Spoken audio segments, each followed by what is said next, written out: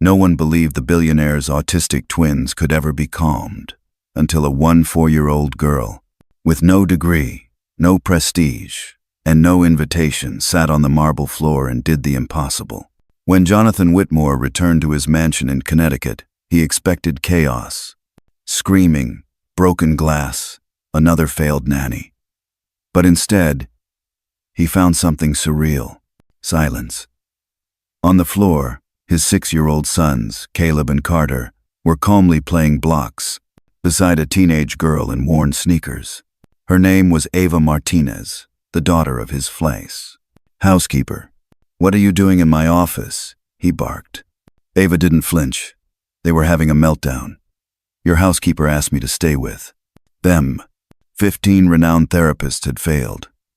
But somehow, this teenager, this nobody, had cracked the code. Caleb, who hadn't spoken in years, whispered something in Ava's ear. Carter, usually lost in compulsive rocking, was sorting colors with ease. For the first time in months, they weren't broken. They were just children. But Jonathan's pride couldn't handle it. He fired Ava and her mother on the spot. What he didn't know was that Ava came from a place where autism wasn't treated with money, but with instinct. That her care was grounded not in credentials, but in lived experience. And what began as a quiet act of empathy would soon spark a public reckoning that shattered his entire empire. Jonathan Whitmore believed that anything could be fixed with money, degrees, or influence, but what he couldn't fix, and refused to understand, was that his autistic sons didn't need fixing at all. They needed to be seen. After firing Ava Martinez and her mother, Carmen, he immediately hired a new specialist, the 16th, in just 6 months. A renowned German child psychologist with a PhD and a Russumsheim. Longer than most novels, she lasted 6 hours. By sundown, one twin had destroyed a $70,000 television and the other had locked himself in a closet. And still, Jonathan clung to the illusion that credentials equaled competence. Meanwhile, in a modest apartment across town, Ava watched her mother fold laundry with slumped shoulders. "He wants you back," Carmen whispered. "But not me," Ava replied. He made that clear. It was a pattern Ava had seen all her life. Those with power dismissing people like her, until desperation forced them to beg for help. But this time was different. This time, she wasn't going to wait to be called back. Ava began documenting everything. Every dismissal, every meltdown, every arrogant quote Jonathan had made about unqualified amateurs being dangerous. She built a digital folder, labeled "The Truth." Through her quiet research, Ava discovered that Jonathan wasn't just a wealthy father. He was a public figure. He sat on educational boards, spoke at conferences, and was considered a voice of authority in the field of elite childcare. His image was spotless, his ignorance carefully concealed. And so, Ava took the only path available to someone without wealth. She let the truth speak for itself. With help from Dr. Miguel Herrera, a child psychologist who had been fired from a private clinic for opposing harmful methods, Ava confirmed that the way she'd calmed the twins was not only valid but gold standard. It had a name: responsive sensory intervention. It was used worldwide but rarely trusted when applied by people without formal titles. Dr. Herrera was stunned. "You're doing instinctively what takes years to teach," he said. Ava's plan took shape. Jonathan had a speaking engagement coming up, a live seminar on excellence in childcare for high-income families. Ava and Dr. Herrera attended, posing as members of the audience. When Jonathan boasted about hiring only certified professionals and condemned dangerous amateurs, Dr. Herrera stood up and asked him, "Can you share the outcomes of your own children?" Jonathan answered proudly. He mentioned high-paid therapists, FDA-approved medications, and satisfactory progress. That's when Ava rose from the back of the room. "My name is Ava Martinez," she said clearly into the mic. "I'm the daughter of your former housekeeper, and the only person who's been able to calm your sons without medication." The audience fell silent. Then Ava played a video footage of her calming Caleb and Carter during one of their worst crises. Laughter. Quiet. Sleep. Then she showed a second clip of the boys under medication, their eyes hollow, their movements lifeless. Gasps rippled through the room. Jonathan tried to stop the presentation. "She's not a professional," Dr. Herrera stepped in. "But she's right. The press was there.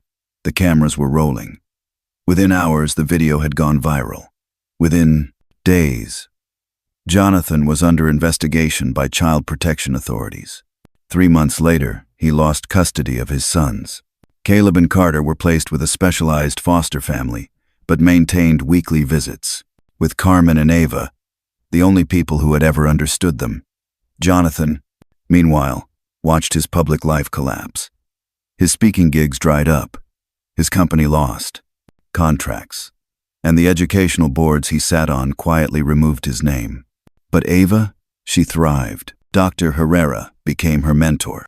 Yale University offered her a full scholarship in child psychology, making her the youngest student ever admitted. She launched a caregiver training program for families in underserved communities, focusing on lived experience over paper credentials. And when Jonathan tried to apply to volunteer at her center 2 years later, his application was respectfully denied. Because excellence, Ava had learned, isn't defined by wealth or degrees. It's defined by the courage to listen, the humility to learn, and the love to truly understand. Ava Martinez didn't plan to take down a billionaire. She only wanted to help 2 boys who reminded her of her cousin, misunderstood, overstimulated, and treated like problems instead of people. But what began as an act of empathy turned into a carefully orchestrated exposure of arrogance, power, and the cost of pride. After being dismissed from the Whitmore estate, Ava knew the twins, Caleb and Carter, would suffer. And they did. 6 new experts were hired in the weeks that followed. None lasted more than a few days. The boys' anxiety spiraled. Expensive televisions were smashed. Doors were locked from the inside. What had once been seen as defiance was, in reality, grief, amplified by misunderstanding. From her small apartment, Ava worked quietly. She used the free Wi-Fi at the public library to dig into Jonathan Whitmore's public life. She found news articles, interviews, and videos of him claiming that only credentialed professionals should handle children's development. In one interview, he even said, "Empirical methods applied by amateurs are dangerous." Ava saved every quote, every contradiction, but she didn't stop at research. She began tracking the medications being prescribed to the twins, strong antipsychotics, anti-anxiety pills administered without exhausting behavioral alternatives. Through her mother, Carmen, who had been quietly rehired under strict conditions, Ava learned the drugs were changing the boys. Caleb stopped playing altogether. Carter stared at walls for hours. And all because their father couldn't accept that someone without a framed degree might understand them better. Ava wasn't angry. She was methodical. She knew that power only listens when challenged, publicly. So when she saw that Jonathan was scheduled to speak at a high-profile parenting seminar at the Plaza Hotel, she made her move. Dr. Miguel Herrera, her mentor and ally, helped secure a guest pass and a portable microphone. He also verified all the documentation Ava had gathered: videos, prescriptions, expert quotes. Everything was airtight. The auditorium was packed with wealthy professionals. Jonathan walked on stage in a $5,000 suit, praising the value of structured methods and warning against untrained influence. The applause was automatic until Ava stood up and asked a single searing question. "Mr. Whitmore, how do you explain the difference between your son's behavior under the care of 18 experts and the calm they experienced with someone you dismissed as unqualified?" The room went still. Ava walked to the front, introduced herself, and played a video on the projector. First, the footage of her calming the twins during one of their worst meltdowns. No medicine, no screaming, just music, patience, and trust. Then, a second video, the same children, blank-eyed under the influence of medication. The contrast was devastating. Audience members gasped. Journalists scribbled furiously. One even stood up and asked, "Mr. Whitmore, do you believe this was excellence in care?" Jonathan's voice cracked. "You don't understand," but Ava interrupted, quoting his own words. "Empirical methods are dangerous when used by amateurs." Then she looked at the room and said, "The only danger here was pride. These boys didn't need a professional. They needed a person." By the end of the night, Ava had exposed more than hypocrisy. She had revealed the damage caused by dismissing lived experience. Within weeks, Child Services launched an investigation. Jonathan lost temporary custody of his children. His speaking engagements were canceled. His consulting firm lost clients. Meanwhile, Ava was celebrated not for revenge, but for truth. She spoke at schools, clinics, and universities about responsive sensory care and how authentic connection matters more than status. Her training program, developed alongside Dr. Herrera, empowered underrepresented communities to care for neurodivergent children using practical, culturally sensitive methods. Carmen, now a coordinator at a major clinic, helped supervise real cases with compassion and insight. As for Jonathan, he tried to rebuild. But the world had changed. Parents weren't just listening to doctors anymore. They were listening to people like Ava. And in the end, the real victory wasn't that Ava had exposed him. It was that two little boys finally had the care they deserved, and a future shaped not by wealth, but by understanding. The world didn't see Ava Martinez coming. But when she walked down the center aisle of the Setter, Plaza Hotel auditorium, jeans, braids, and a quiet fire in her eyes, she wasn't just a teenager anymore. She was the voice of truth walking straight into a palace built on arrogance. Jonathan Whitmore had spent his entire adult life crafting a public image. Billionaire, philanthropist, parenting authority. At that very moment, he was standing on stage in front of 200 elite professionals, delivering a speech about excellence in childcare to a live-streamed audience of thousands. He wore confidence like armor, speaking of scientific methods, professional credentials, and the dangers of amateurs interfering with child development. Then Ava spoke. She calmly introduced herself as the daughter of his former housekeeper, the girl who had, just months earlier, managed to calm his autistic twins in less than 30 minutes using no medication, no protocols, just patience and intuition. Jonathan dismissed her presence. "This is a professional event," he snapped. But Ava, equipped with a tablet, a microphone, and the truth, had come prepared. "I'd like to show everyone here a video," she said. What followed shattered the illusion Jonathan had so carefully constructed. On screen, his twin sons, Caleb and Carter, were in the middle of one of their worst meltdowns, screaming, kicking, rocking violently. Then, Ava's voice entered, singing a soft Brazilian lullaby. Slowly, the boys calmed. Caleb reached for a toy. Carter leaned on his brother's shoulder. Peace. Gasps echoed in the auditorium. Then came the second clip.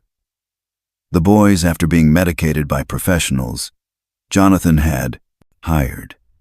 Their eyes were hollow, their bodies moved sluggishly, their faces blank. The contrast was undeniable and devastating. "This is the cost of pride," Ava said. "When love was needed, credentials were preferred. And children paid the price." Dr. Miguel Herrera stood and addressed the crowd. "The first video? That's a textbook case of responsive sensory intervention, the international gold standard in autism care." Ava applied it, naturally, without training. Not because she lacked knowledge, but because she had something more powerful: empathy and lived experience. Jonathan tried to interrupt. "You don't understand the pressure I'm under." A journalist in the front row cut in. "Mr. Whitmore, are you saying pressure justifies unnecessary medication for children?" The room shifted. Applause had turned to murmurs. Admiration had curdled into disbelief. Jonathan was sweating, cornered by his own words. His hypocrisy projected on the wall, behind him. But Ava wasn't there to humiliate. She was there to reveal a deeper truth. She displayed quotes from Jonathan's past interviews, where he criticized public schools for lacking professional standards and claimed only certified experts should guide child development. "So why," she asked, "did you ignore the only approach that brought your sons peace? Because it didn't wear a lab coat?" By the end of her presentation, the audience wasn't just shocked, they were transformed. What started as a seminar became a reckoning. Dr. Herrera made it official. As president of the Regional Association of Child Psychology, he announced a formal investigation into Jonathan's use of unapproved medication and repeated neglect of behavioral alternatives. 3 months later, the results were public. The report concluded systematic parental negligence masked by medical elitism. Jonathan lost custody of his children, but Ava's story didn't end with a victory over him. It blossomed into something greater. She became a guest lecturer at universities. She received a full scholarship to Yale. Carmen, her mother, was hired as a care coordinator at a leading clinic. And most importantly, Caleb and Carter finally received care from professionals who saw them not as puzzles to be solved, but as children to be understood. Jonathan's empire crumbled, but Ava's legacy rose. Not from money, not from power, but from truth. Her greatest revenge wasn't exposing a billionaire.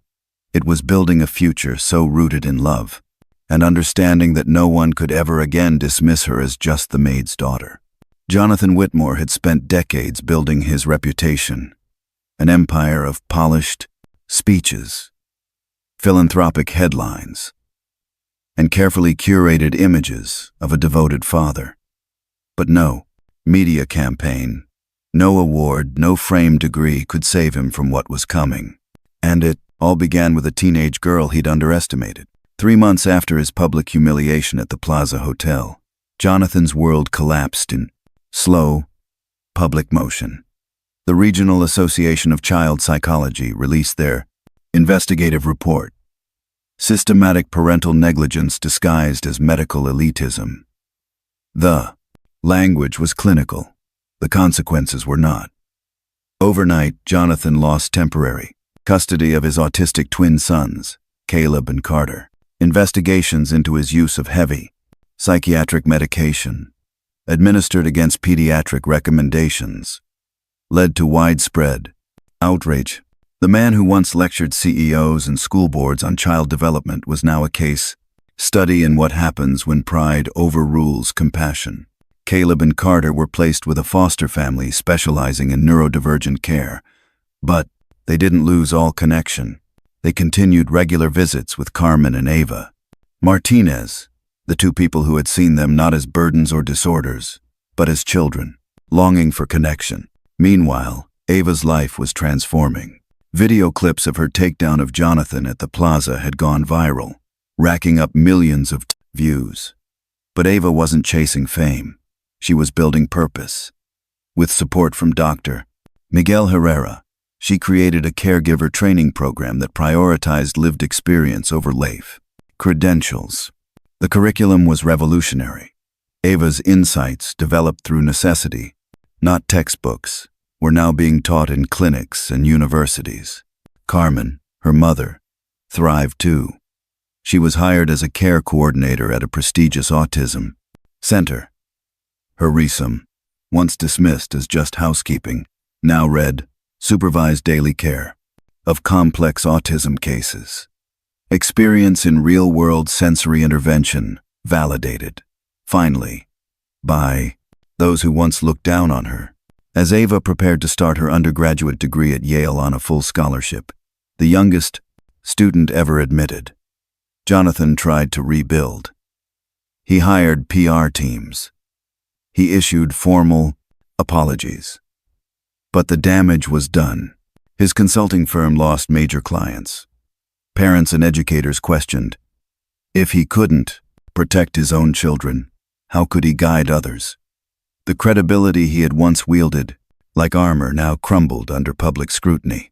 Desperate, Jonathan applied to volunteer at a local center specializing in neurodivergent care. Ironically, it was the very clinic Ava had helped develop. His application was denied, not out of spite, but because he still hadn't learned the core truth. Humility is the first step to real excellence in childcare. The final blow came during a televised parenting symposium. A guest speaker referenced the Whitmore case, not as a cautionary tale about arrogance, but as a celebration of what happens when unheard voices rise. Ava Martinez, once dismissed as just the maid's daughter, had become a symbol of justice, empathy, and reform. She was now known as Dr. Ava Martinez, having accelerated through her studies due to her exceptional fieldwork and impact. Her community clinic, Rooted Care, hired caregivers based on experience, cultural understanding, and compassion, not just degrees. The clinic's motto? You don't need a title to understand a child. You just need to listen. Jonathan watched all of this unfold from the sidelines of his own life. Then one day, he sent Ava a letter, handwritten, trembling. Livia, I know I don't deserve forgiveness, but I need you to know. You were right. I was wrong. My pride cost my sons years of peace. Thank you for not giving up on them, even when I gave up on you. Ava folded the letter gently and placed it in a drawer. It wasn't about revenge. It wasn't about pity. It was about justice. And justice, Ava had learned, doesn't always come with a gavel or a courtroom. Sometimes, it arrives in the quiet victories, when the silenced are heard, when the dismissed are honored, and when truth becomes too powerful to ignore. For years, Jonathan Whitmore had believed that excellence was something you could buy, wrapped in expensive degrees, foreign consultants, and prestigious institutions. But what ultimately saved his sons had no price tag. It wore worn sneakers, sang soft lullabies, and came from a girl he had once called unqualified. 2 years after the scandal that dismantled his reputation, Ava Martinez stood in front of a ribbon-lined entrance. She was no longer just a teenager. She was now Dr. Ava Martinez, the youngest ever graduate of Yale's child psychology program and the founder of the Rooted Hope Community Clinic. The clinic was the first of its kind, a space that prioritized caregivers with lived experience over traditional credentials. Applicants included mothers of autistic children, former nannies, community organizers, and even siblings, people who had learned through love, struggle, and necessity, not just textbooks. The model was revolutionary. And the funding? It came not from the wealthy elite, but from grassroots donors and socially conscious organizations that had followed Ava's story. Inside the clinic, sensory rooms replaced sterile therapy offices. Bilingual guides replaced jargon-filled paperwork. Parents didn't just attend appointments. They were part of the process. It's not about replacing expertise, Ava said during her opening speech. It's about redefining it. Meanwhile, Caleb and Carter, once silenced by medication and misunderstood by experts, had grown into thriving young boys. Caleb had taken up piano, using sound to express what words couldn't. Carter, a quiet illustrator, filled notebooks with whimsical creatures and sensory-safe stories. Both now volunteered weekly at the clinic, helping other children who were just beginning their own journeys through the world of neurodivergence. And every time they entered the building, they were greeted not as patients, but as pioneers. Their story, however, wasn't just about transformation. It was about legacy. Ava had sparked a shift across the country. Schools and clinics began reevaluating hiring practices, realizing that compassion could not be measured by diplomas alone. Her training program for instinctive caregivers expanded nationwide. Carmen, her mother, now led that program, no longer a housekeeper, but a respected trainer for caregivers around the world. But for Jonathan Whitmore, the world had changed too late.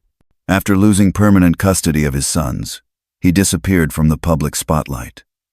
The company he once led with bravado quietly replaced him. His name, once synonymous with elite parenting expertise, now triggered uncomfortable silences. Then one day, an application arrived at Rooted Hope. Jonathan had applied to be a volunteer janitor, not a speaker, not a consultant, a janitor. He wrote in the application, "I no longer seek redemption. I seek understanding. If you let me mop the floors of the place that healed my children, I'll do it with more pride than I ever gave. My fortune." Ava read the letter in silence. Her answer wasn't cruel, it was just honest. "Not yet," she wrote back. "Not until you've unlearned what power means." It wasn't about punishment. It was about standards. Because Ava had learned that true justice isn't giving someone a second chance before they're ready. It's holding the door open, but only when they've learned how to walk through it with humility. And that humility wasn't something Jonathan could borrow. Months later, Ava received a photograph in the mail.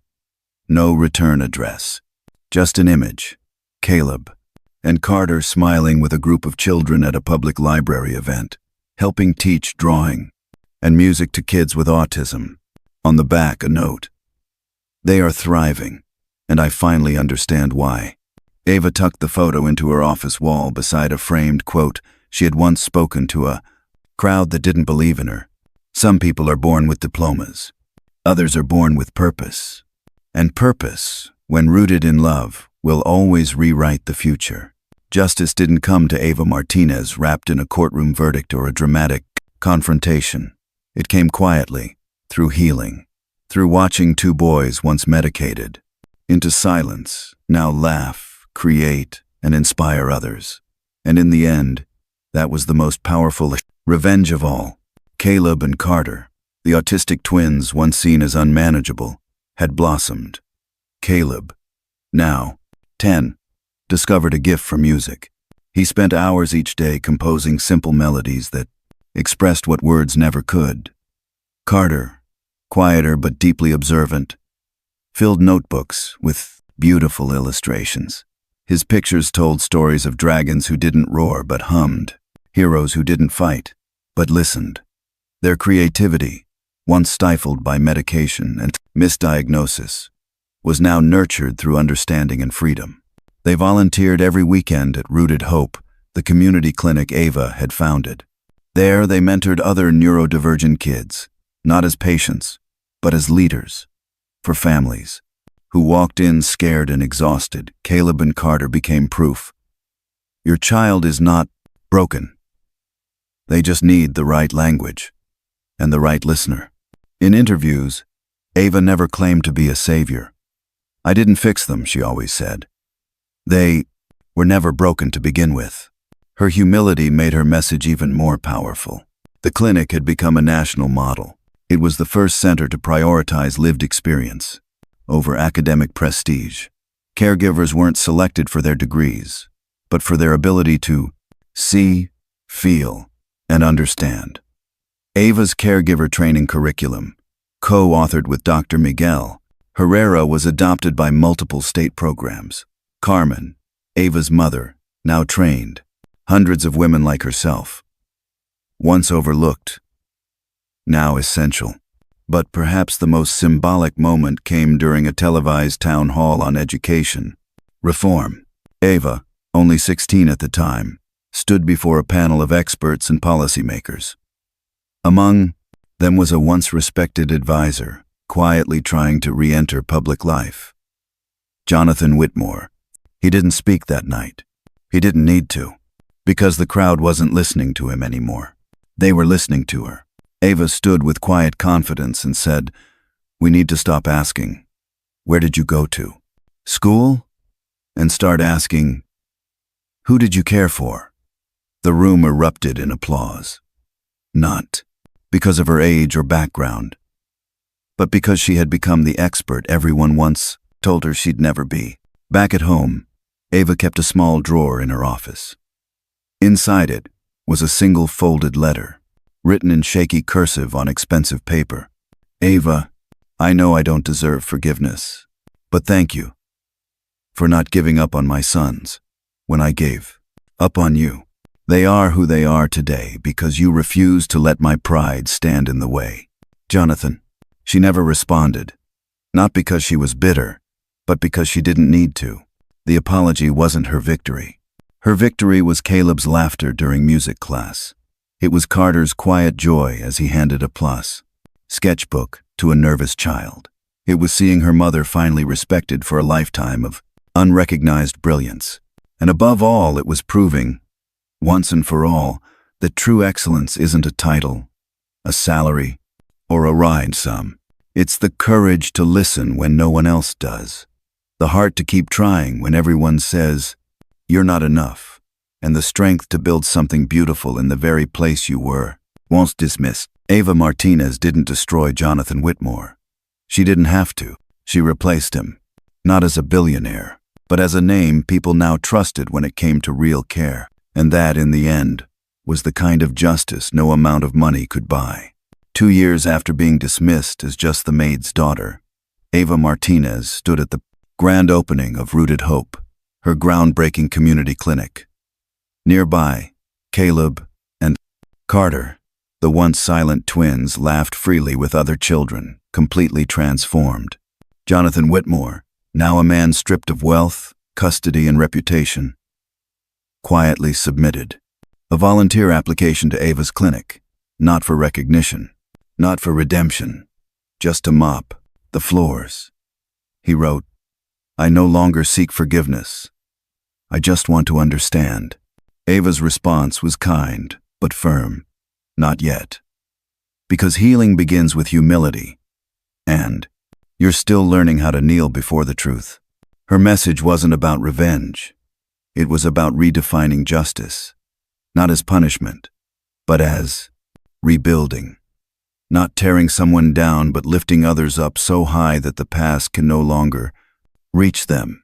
Because in the end, Ava didn't need to destroy Jonathan to win. She simply became everything they said she could never be. True justice doesn't come from tearing others down.